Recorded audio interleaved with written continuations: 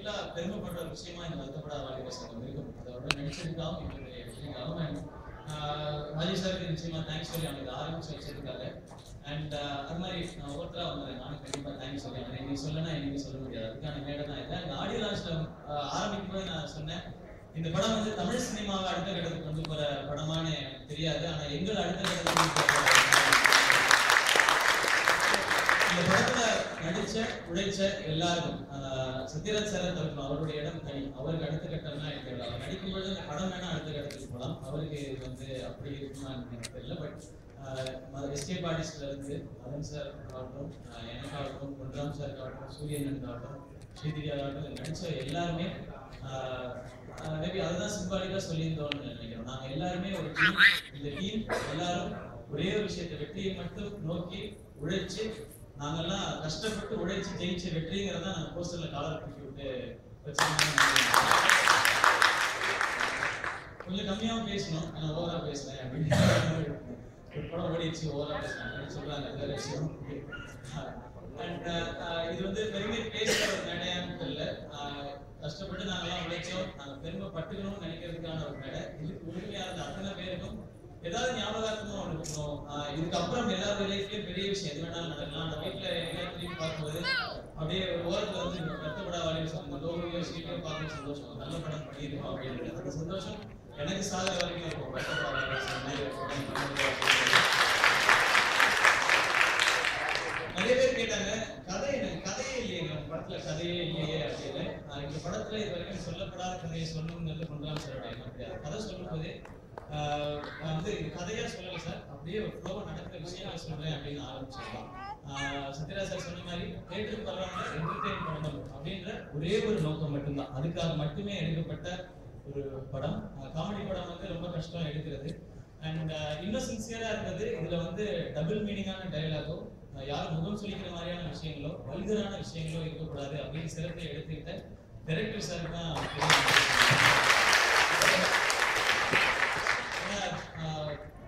அவ்வளோ லேடிஸ் குழந்தைங்க வந்து இந்த படத்தை பார்த்துருக்காங்க. இந்த படத்துல அது மட்டும் சரியில்லைங்க அப்படின்னு இவ்வளோ நல்ல படத்துல ஒரு சீன் மட்டும் தப்பா பண்ணியிருந்தா வந்து அதை தான் முதல்ல பேசியிருப்பாங்க எல்லாரும். அது காரணம் அவருடைய ஸ்கிரீன் பிளே டெக்னிக் அவ்வளோ தெளிவா, கிளியரா, சிம்பிளா, நீட்டா சொல்லியிருக்கிறது தான். அதுதான் இன்னைக்கு எங்க எல்லாரையுமே ஒரு வில்லேஜ்ல இருக்கவங்க வரைக்கும் கொண்டு போய் சேர்த்துருக்கு. எனக்கு அதுக்கு முன்னாடி இருந்த படங்கள் நான் படம் நடிச்சுட்டு இருக்கேன் அறிமுகத்தை தாண்டி இப்படி ஒரு படம், இப்படி ஒரு ஹீரோ இருக்கா, பண்ணுவான் அப்படிங்கறத சாலிடா கொண்டு போய் சேர்த்த படம் வருத்தப்படாத வாலிபர் சங்கம். இந்த இன்னும் எமோஷனலான விஷயம் என்ன அப்படின்னா, இந்த படம் ஆரம்பிக்கிறதுக்கு முன்னாடி 3 கோடி ரூபான்னு நினைக்கிறேன். 3 கோடி ரூபாய் பட்ஜெட்டுக்கு இவனுக்கு படம் பண்ண முடியாது, இவனுக்கு அந்த வியாபாரம் இல்லை அப்படின்னு சொல்லி என்னை வந்து ஒரு படத்துல இருந்து வெளியே அனுப்பிச்ச பிறகு அந்த காலகட்டத்துல எனக்கு வியாபாரமே இல்லாத காலகட்டத்துல இந்த படத்தை மதன் சார் கமிட் பண்ணி இன்னைக்கு மான் கராத்தே எந்த படத்தை வெளியே நாளே மான் கராத்தே போஸ்டர் கூட வராம பிசினஸ் முடிஞ்சிருக்குன்ற லெவலுக்கு என்ன மாத்தி கொண்டு எதுவும் பதில் சொல்லல. நீங்க எனக்கு வந்து எனக்கு இந்த வாய்ப்பை கொடுக்கலையே அப்படின்றது நான் இன்னைக்கு தேங்க்ஸ் சொல்லிக்கிறேன். நீங்க அந்த படத்துல இருந்து என்ன வெளியில அனுப்பல அப்படின்னு சொன்னா எனக்கு இந்த படம் இவ்வளவு பெரிய படமோ, இவ்வளவு பெரிய லைஃபோ, இவ்வளவு பெரிய விஷயமா கொஞ்சம் திமிரா பேசுற மாதிரி இருக்கும். நான் இப்படி ஒரு டீமை வச்சுக்கிட்டு தைரியமா எங்க வேணா திமிரா பேசலாம்.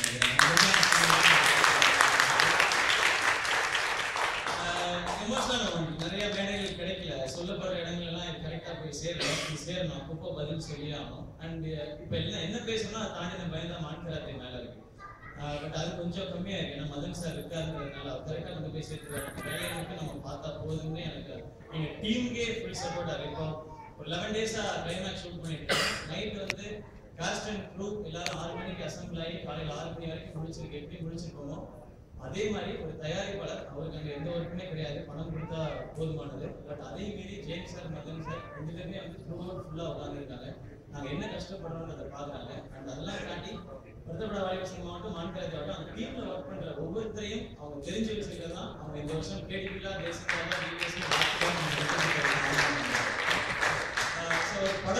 பணம் கொடுக்கறத தாண்டி ரசிச்சு பண்றதுங்கிறத இந்த டீம்ல இருந்து நான் கத்துக்கணும்னு ஆசைப்படுறேன். அந்த மாதிரி ஒரு டீம் அமைச்சு அடுத்த தேங்க்ஸ் வந்து இமானுக்கு தான் சொல்லுவாங்க. இன்னைக்கு 2 வயசு குழந்தை வந்து அப்பா அம்மா அப்படின்னு சொன்னதுக்கு அப்புறம் சொல்ற விஷயம் வந்து ஊதா கலர் ரிப்பன், ஊதாவோ கலரோ ரிப்பனோ 3ல ஏதோ ஒரு வார்த்தை வந்து வந்துடும். ஸோ அப்படி ஒரு அட்ராக்டிவான டியூன்ஸ். பாடல்கள் இல்லாம ஹீரோஸ் கிடையாது. இது வந்து நான் சின்ன வயசுல இருந்து படங்கள் பார்த்த அனுபவத்தை வச்சு எனக்கு தெரிஞ்சவர்கள் என்னுடைய ஒப்பீனியனா கூட இருக்கலாம்.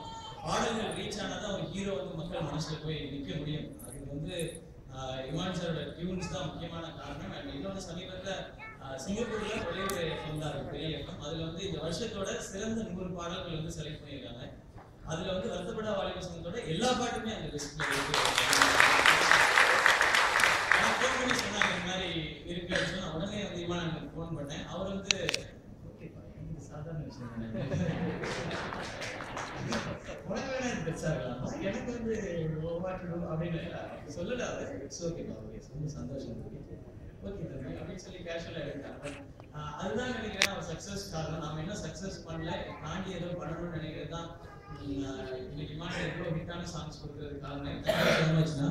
பாட்டு கொடுக்கறதுக்கும் பாட வச்சதுக்கும், ஏன்னா அவர் இப்போ பாட்டு பாட வச்சதுக்கும் அனிருத்தே ஒரு பாட்டு பாட அப்படின்னு சொல்லியிருக்காரு. ஸோ சிங்கராகவும் எனக்கு ஒரு வாய்ப்பு இருக்கா, ரொம்ப நன்றி. அடுத்து சொல்லணும்னா பாலசுப்ரமணியம் சார் விஷுவலா அழகா காட்டினது. இந்த படம் வந்து ஒரு வில்லேஜ் படம்ன்றது இன்னைக்கு வந்து எல்லா ஊர்லயும் ஆங்கில படங்களை வந்து பார்க்க முடியுது. ஸோ விஷுவலா ஸ்டன்னிங்கா பண்றதுங்கிறது நம்மளுடைய பட்ஜெட்டுக்கு வியாபாரத்துக்கும் ஒரு சிக்கலான விஷயம் தான். பட் அதை வந்து ரொம்ப ஈஸியா யூஎஸ்லையும் இந்த படத்தை பார்த்து ரசிக்கிற மாதிரியா பண்ணதுக்கு முக்கியமான காரணம் பாலு சார் தான் நினைக்கிறேன்.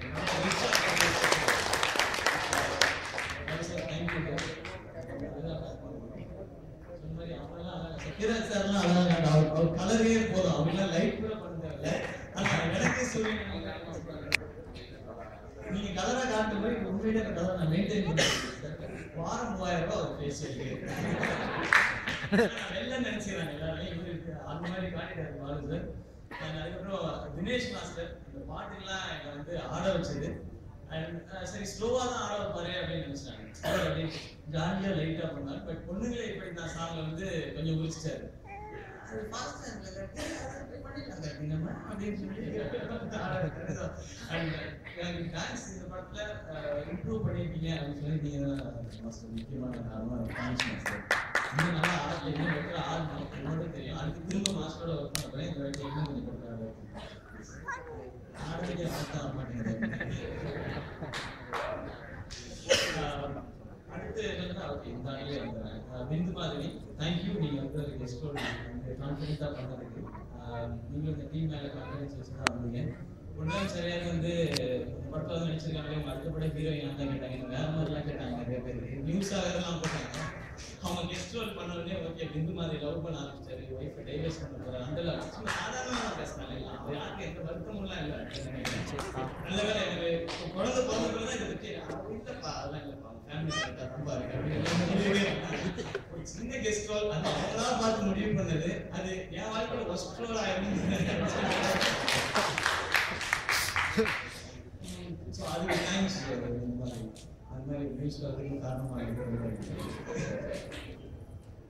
அண்ட் அதுக்கப்புறம் ஸ்ரீதிவ்யா ஆரம்பத்தில் சொன்ன மாதிரி படம் அந்த சக்ஸஸ் வந்து உங்களுக்கு இன்னும் நெக்ஸ்ட் லெவல் கூட்டு போகிறதுக்கு அவங்களுடைய கரியர் விஷயத்துக்கு வைக்கிறதுக்கு காரணம் அண்ட் அவங்களுடைய பெர்ஃபார்மன்ஸ்.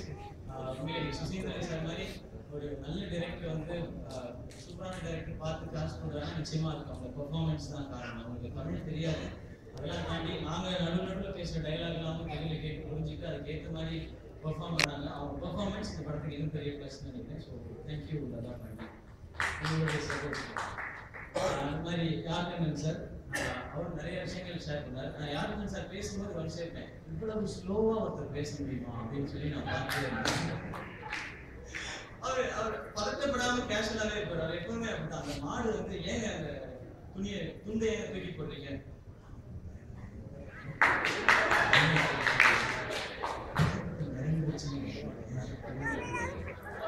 நிதானமா அழகா அவருடைய கேரக்டர் அப்படிதான். அது வந்து ரொம்ப அதான் சொன்னார், நான் நடிக்கல நான் இயல்பா இருக்கேன் அப்படின்னு. அது நான் அடிக்கிற சார் ஒன்றாம் சனி சொல்லியிருக்கேன் சார், அவர் பேசுறதே வந்து டிஃப்ரெண்டா இருக்கு சார் அப்படின்னு சொல்லி.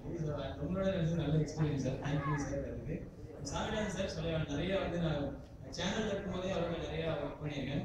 அண்ட் அவர் அப்படியே அவர் எது பண்ணாலுமே ஒரு மாதிரி காமெடியாவே இருக்கும். அது அப்படிதான் இருக்கும். ஏதாவது சீரியஸா சொல்லிட்டு பாருங்க, நான் சிரிச்சுக்கிட்டேன். சீரியஸ்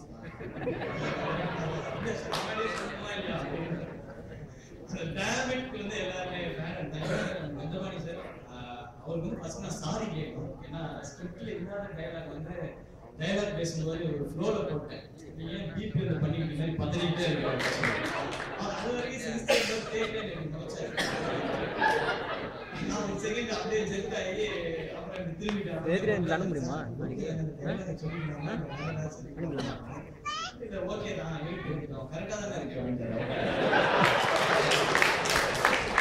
அதான் சார், அதுக்கப்புறம் இல்லை நான் ஏன் சொல்ல மாட்டேன் சொல்லிட்டாரு. So thank you sir. நான் நீங்க பொறுத்துட்டு இருக்கேன். உடனே போய் அதெல்லாம் சொல்லக்கூடாது. இன்னைக்கு எப்படியா போய் சொல்லுவான் அவனை காலிக்கு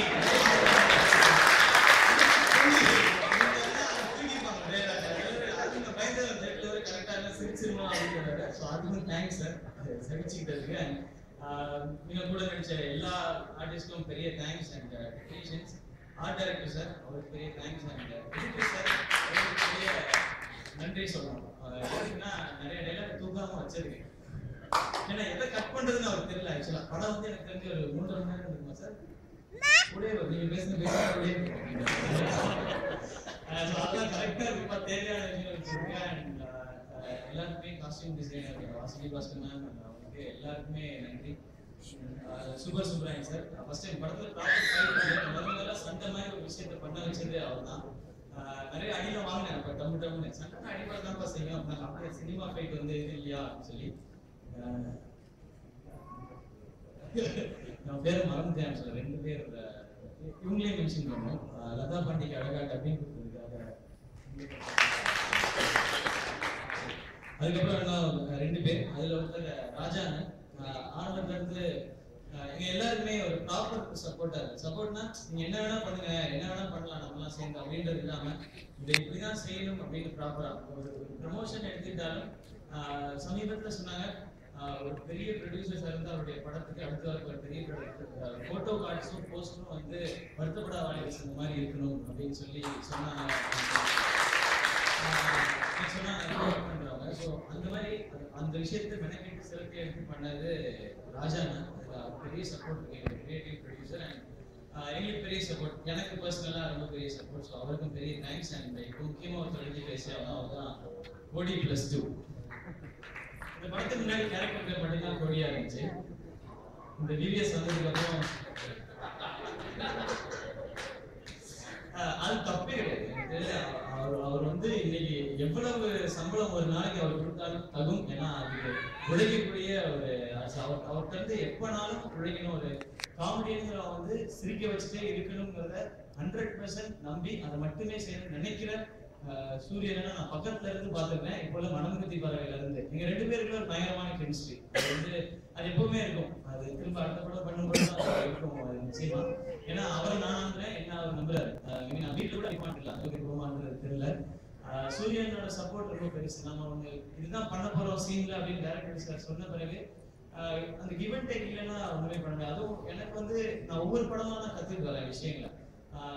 ஒவ்வொரு படமா சில படங்கள் இந்த ஃப்ரேம்ல எப்படி பண்ணணும், இந்த ஆங்கிள் எப்படி பண்ணணும் அப்படிங்கிறது நீ எப்படி நிக்கணுங்கிறதே ஒரு படமா தான் நான் கத்துட்டு வரேன். அந்த மாதிரி இருக்கும்போது இப்படி ஒரு சூப்பரான ஒரு ஆர்டிஸ்ட் கூட இருக்கும்போது பிரச்சனை இல்லை நினைக்கிறேன். உங்களுக்கு எப்படி காமெடி அவ்வளோ ஈஸியா வருதுன்றாங்க. இந்த மாதிரி சூரியன் மாதிரி கூட இருக்கிறது தான் காரணம் அப்படின்னு நினைக்கிறேன். தேங்க்யூ சூரியன், உங்களுடைய கம்ப்ளீட் சப்போர்ட். நிச்சயமா எல்லாருக்கும் நன்றி சொல்றேன். இந்த மாதிரி இந்த படத்துக்கு ரொம்ப பெரிய சப்போர்ட் பண்ண கலைஞர் டிவி உங்களுக்கு பெரிய தேங்க்ஸ். இந்த படத்தை மக்கள்கிட்ட கொண்டு போய் படக்கா சேர்த்துருக்காங்க. இந்த படத்தை தான் திரும்ப முதல் முறையாக டெலிகாஸ்ட் பண்ண போறீங்க, அதுக்காகவும் பெரிய தேங்க்ஸ். அண்ட் அதெல்லாம் தாண்டி வியாபாரம் இந்த படத்தை நம்பி எடுத்துக்கொண்டு போய் மக்கள்கிட்ட சேர்த்த டிஸ்ட்ரிபியூட்டர்ஸ், தியேட்டர் ஓனர்ஸ், அது எல்லாத்தையும் தாண்டி இந்த படம் நல்லா இருக்கும் அப்படின்னு போஸ்டரையும் ட்ரெய்லரையும் பார்த்து நம்பி தியேட்டருக்கு வந்து காசு கொடுத்து பார்த்த ஒவ்வொருத்தருக்கும் எங்க எல்லாரும் சார்பிலும் என்னுடைய ஸ்பெஷல் தேங்க்ஸையும் நான் சொல்லிக்கிறேன். பாட்டு சிங்கர்ஸ் எல்லாருக்கும் எல்லாருக்கும் தேங்க்ஸ். அண்ட் திரும்ப ஒரு விஷயம் மட்டும் மைண்ட்ல ஸ்ட்ராங்கா இருக்கிறோம். இந்த மனுஷனா இருக்குன்னு நினைக்கிறேன்.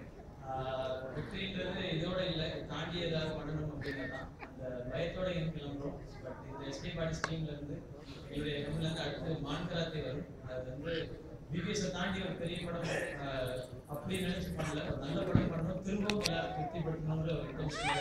அந்த படம் நல்லா பண்ணணும், திரும்பவும் ஒரு படமா பண்ணணும்ன்ற பயத்தோட இங்கிருந்து கிளம்ப நடுவில் எல்லாருக்கும் பேர் தான் நினைச்சுங்க. எல்லாருக்கும் நன்றி.